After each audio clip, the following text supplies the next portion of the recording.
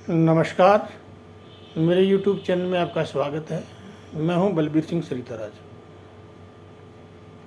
हम लोग प्रतिदिन किसी ना किसी महापुरुष की जयंती या पुण्यतिथि मनाते हैं।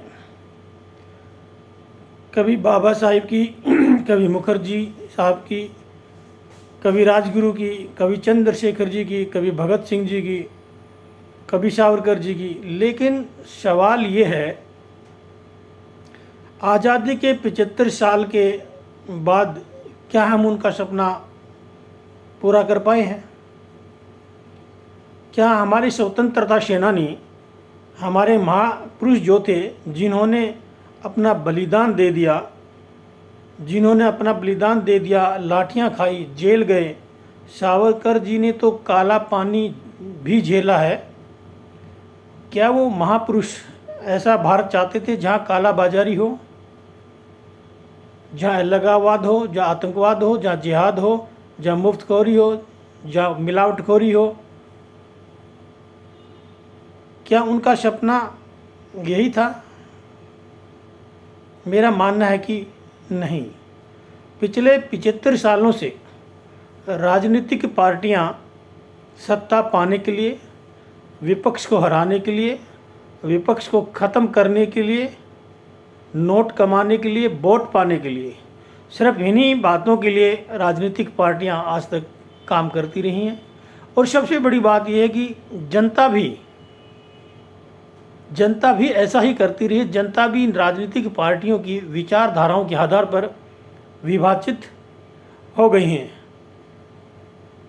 आप बताइए, क्या पीएफआई को बंद करने से या पीएफआई को बैन करने से जिहादी उन्माद बंद हो जाएगा, या आतंकवाद बंद हो जाएगा, कत्लेआम बंद हो जाएगा? क्या पीएफआई के 50, 100, 200, 500 लोगों को जेल में बंद करने से क्या ये जिहादी उन्माद बंद हो सकता है? शायद नहीं। अभी कुछ दिन पहले पाकिस्तान से एक जिहादी हिंदुस्तान में आया, और वो जिहादी हिंदुस्तान में इसलिए आया कि उसको नुपुर शर्मा का जो सर है वो तन से अलग करना था।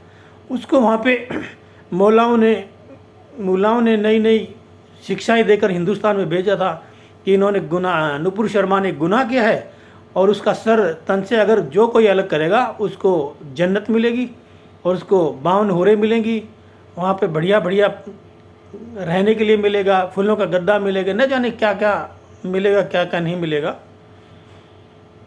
ये बात केवल पाकिस्तान के मदरसों में तो नहीं हो रही होगी, क्योंकि मदरसे सारे देश के अंदर, पूरे संसार के अंदर एक ही सिलेबस है सभी मदरसों का। तो यही बातें हिंदुस्तान के मदरसों में भी पढ़ाई जा रही होगी। ये बात केवल पाकिस्तान के मदरसों में होना मान लिया जाए, ये गलतफहमी होगी, क्योंकि ये सिलेबस पूरे वर्ल्ड में सभी मदरसों का एक होता है। इसलिए यही बातें हिंदुस्तान के मदरसों में, यही कट्टरता और यही लगाववाद, यही जिहाद हिंदुस्तान के मदरसों में भी मौलवी बच्चों को पढ़ाते होंगे। हम एक तरफ तो बात करते हैं कि गरीबी हटाने की, कि हम मुसलमानों को, गरीबी को हटाएंगे, मुसलमानों के पिछड़ेपन को दूर करेंगे। सच्चर कमेटी भी यही बोलती है। क्या मदरसों में पढ़ाई करने के बाद क्या ऐसा संभव है कि मुसलमानों की गरीबी या उनका पिछड़ापन दूर किया जा सकता है? इन सब को ठीक करने के लिए, इन सब को, गरीबी को या पिछड़ापन को दूर करने के लिए सबसे पहले मुसलमानों को समान स्ट्रीम में लाना पड़ेगा। और जब समान स्ट्रीम में लाने के लिए एक क्वालिटी की एजुकेशन मुस्लिम बच्चों को दी जाएगी, एक समान शिक्षा मुस्लिम बच्चों को दी जाएगी, जो सभी बच्चे पढ़ते हैं। इसी प्रकार से 18 साल तक सभी बच्चों को, हिंदू हो या मुस्लिम हो, सिख हो, ईसाई हो, सभी को समान शिक्षा मिले और समान पाठ्यक्रम मिले, समान किताबें मिले, तभी जाकर ये चीज़ संभव हो सकती है। मुसलमानों की गरीबी या उनका पिछड़ापन दूर किया जा सकता है। मदरसों में पढ़ाकर या मदरसों की पढ़ाई के बेस पर तो चपरासी भी नहीं बन सकते हैं। बाबू अफसर या तहसीलदार की तो बात बहुत दूर की है, मगर ये यकीनन मैं कह सकता हूँ कि मदरसों की पढ़ाई से कोई भी मुस्लिम बच्चा चपरासी की नौकरी भी नहीं कर पाएगा, उसको चपरासी की नौकरी भी नहीं मिलेगी। कुछ लोग बोलते हैं कि सरकार ने मदरसों की फंडिंग बंद कर दी। क्या सरकार के द्वारा मदरसों की फंडिंग बंद करने से क्या ये जिहाद रुक जाएगा? क्या ये आतंकवाद पर लगाम लग जाएगी?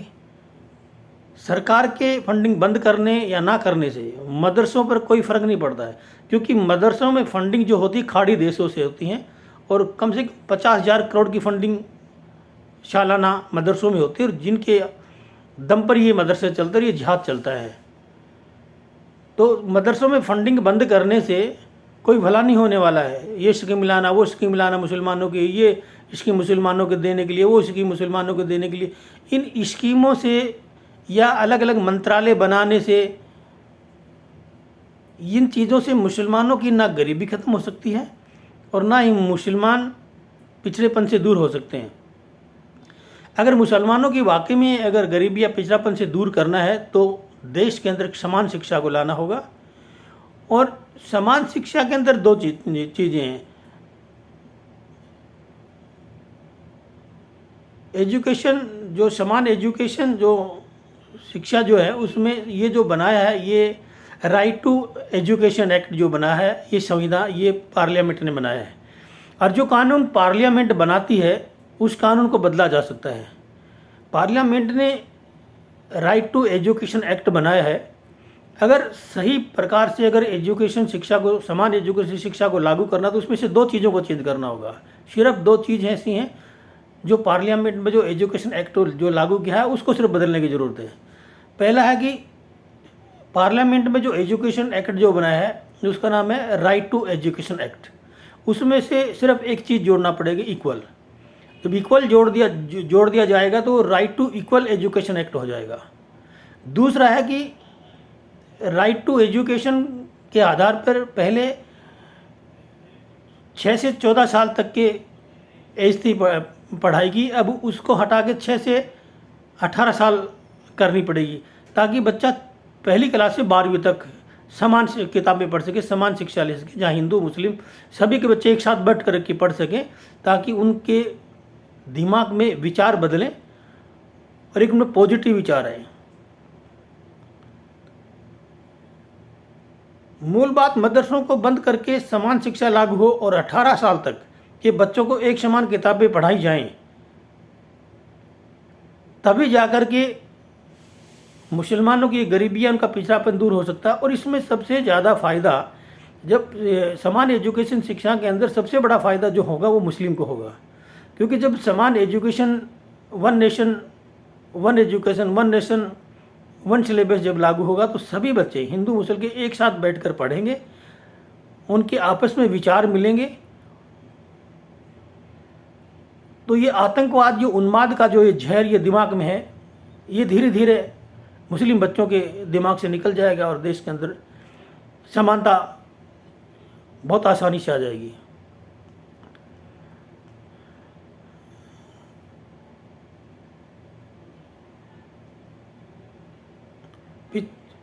पिछहत्तर साल पहले विभाजन हुआ था तो क्यों हुआ था? हमारे महापुरुष चाहते थे कि क्या उनका सपना पूरा हुआ? क्योंकि उनका सपना पूरा तभी होगा जब इस देश के अंदर एक समानता आएगी। और एक समानता तब आएगी जब हम समान एजुकेशन शिक्षा को लागू करेंगे। One nation education, one nation one education, one nation one syllabus जब लागू करेंगे तब जाकर ये समानता आएगी। कुछ लोग बोलते हैं कि वहाँ उसने कह दिया कि मदरसों में टीचर पढ़े लिखे होंगे। क्या टीचर पढ़े लिखे होने से मदरसों की किताबें बदल जाएंगी? मदरसों के अंदर जो कुरान हदीस पढ़ाई जाती, क्या वो बदल दी जाएगी? क्या वो कोई बदल सकता है? नहीं। टीचर बदलने से कोई समाधान नहीं होगा जब तक किताबें नहीं बदलेंगी, जब तक एक शिक्षा एक सिलेबस लागू नहीं होगा, जब तक इसका कोई भी बेनिफिट होने वाला है नहीं। जिस प्रकार से हिंदू बच्चे घरों में बैठ करके किताबें गीता पढ़ते हैं, उसी प्रकार के मुस्लिम बच्चे भी घर पे बैठ करके कुरान हदीस पढ़ सकते हैं। और पहली बात तो ये है कि बचपन में कुरान हदीस पढ़ना क्यों ज़रूरी है, बचपन में गीता पढ़ना क्यों ज़रूरी है। 18 साल के बाद भी तो गीता या कुरान पढ़ी जा सकती है, और उसके बाद पढ़ने के बाद तो और भी ज़्यादा उन अच्छी तरह से कुरान या गीता पढ़ पाएंगे बच्चे, क्योंकि उस टाइम में जो दिमाग है वो विस्तृत हो जाएगा, वो परिपूर्ण हो जाएगा, परिपक्व हो जाएगा। जब परिपक्व हो जाएगा तो वो जब भी टीचर से, मदरसे से या मौलवी से पढ़ेंगे, वो खाली वही किताब नहीं पढ़ेंगे जो कुरान हदीस में लिखा है या गीता में लिखा है। वो टीचर से सवाल भी करेंगे, वो मौलवी से सवाल भी करेंगे, उनसे जवाब भी लेंगे। तो इस प्रकार से जब तक देश के अंदर समान शिक्षा लागू नहीं होगी, जब तक ये जिहाद और ये जिहादी उन्माद रुकने का मतलब ही नहीं है, मैं एक गारंटी से कह सकता हूँ। जब जिस देश में एक नेशन एक टैक्स हो सकता है, तो एक नेशन एक एजुकेशन क्यों नहीं हो सकता है। सबसे जटिल काम था जीएसटी, 40 टैक्सों को इकट्ठा करके एक टैक्स बनाना जीएसटी। उससे जटिल, उससे कठिन नहीं है वन नेशन वन एजुकेशन करना। जिस प्रकार से जीएसटी के अंदर एक काउंसिल है, उस काउंसिल बनी हुई है, उस काउंसिल के अंदर जो केंद्र का जो वित्त मंत्री है वो उसका चेयरमैन होता है, और बाकी जो राज्यों के मंत्री वो उसके मेंबर होते हैं। और वो सारे के सारे एक साथ जब बैठते हैं, कोई भी टैक्स लागू करते हो तो एक साथ बैठ करके उस पर विचार करते हैं कि किस चीज़ पर कितना टैक्स लगाया जाए, किस चीज़ पर कितना टैक्स नहीं लगाया जाए। इसी प्रकार से एजुकेशन पे भी काउंसिल बनाया जाए, एक सोसाइटी बनाई जाए जिसका एक चेयरमैन हो, और बाकी राज्यों के जितने भी शिक्षा मंत्री वो उसके मेंबर होंगे। फिर वो सभी बैठ करके तय करें कि राजस्थान में इतिहास में ये पढ़ाया जाता है, मैथ में इस प्रकार से पढ़ाया जाता है, बिहार में ये पढ़ाया जाता है, उड़ीसा में ये पढ़ाया जाता है, उत्तर प्रदेश में ये पढ़ाया जाता है, पंजाब में ये पढ़ाया जाता है, किस राज्य में कौन सी चीज़ कितनी अच्छी पढ़ाई जाए। उन सब में से छटनी करके 20-20, 30-30, 40-40, 50-50 चैप्टर बना दिया जाए और वो किताब बना दी जाए। और उसका एक एग्जाम्पल है हमारे देश के अंदर केंद्रीय विद्यालय। केंद्रीय विद्यालयों में एक ही सिलेबस है, और सिलेबस एक ही नहीं है, कश्मीर से कन्याकुमारी तक जितने भी केंद्रीय विद्यालय हैं उन पर सिलेबस भी एक है, यहाँ तक कि उनकी स्कूल यूनिफॉर्म भी एक जैसी है। जब हमारे पास में पहले से एक मॉडल है एक इस प्रकार का, तो क्यों नहीं समान एजुकेशन ला करके, समान सिलेबस करके बच्चों को 18 साल की एज तक एक समान पुस्तकें पढ़ाई जाए, एक समान शिक्षा दी जाए। जब तक देश का, किसान का और कृषि मंत्री का बच्चा एक साथ एक जैसी किताब नहीं पढ़ेगा, जब तक अफसर का और नौकर का बच्चा एक साथ एक जैसी किताब नहीं पढ़ेगा, जब तक राजा का और संतरी का बच्चा एक समान एक एजुकेशन एक किताब नहीं पढ़ेगा, जब तक देश में समानता समरसता नहीं आ सकती किसी भी कीमत पे, और ना ही देश में ये आतंकवादी उन्माद या आतंकवाद या जिहाद खत्म हो सकता है। ये मैं गारंटी के साथ कह सकता हूँ।